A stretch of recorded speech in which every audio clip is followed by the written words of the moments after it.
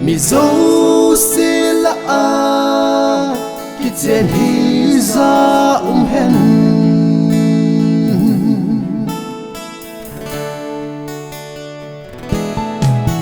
bắt thì đến số bi tê ni giang gom na din mi hu a hin gun pi chu tu ni a hung lung ta phát thầy na ne vang bu na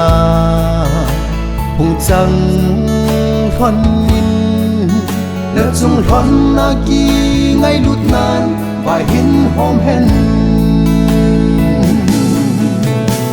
và thiên vang bu na chu hung chang thon na in chen sim thon na in su nei le go mà thấy na in na hin hung vu sinh hon hen kỳ lung si na gui zin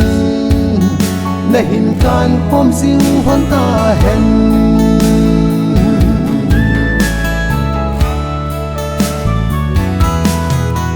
và thiên in Christian in sung nôm na sim thon na đi nô lệ pa lo thinh ta in na sim thon hen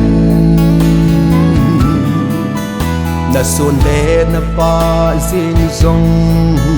hung hung hen lang pa thiên ma pui na chang phang in so bi te ni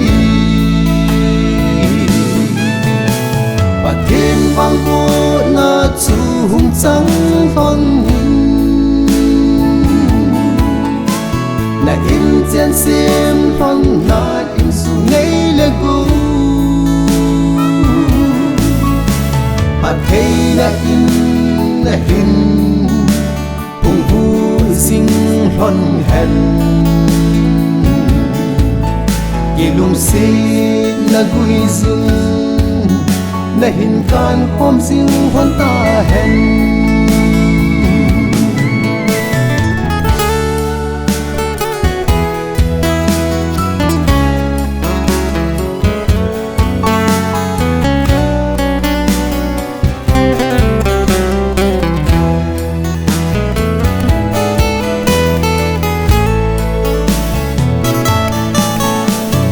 hung sung lệ năm sung a đinh nụ lo hung lệ pa lo hing hung hi thon ki ta na lệ ti na in phai hong kim thon tao na lam min pon tho sing in so bi de ni và thiên vang bu na chu hung chang thon na in chen sim thon na in su nei le go và thấy na in na hin hung vu sinh thon hen kỳ lung si na gui zin na hin kan khom sinh hon ta hen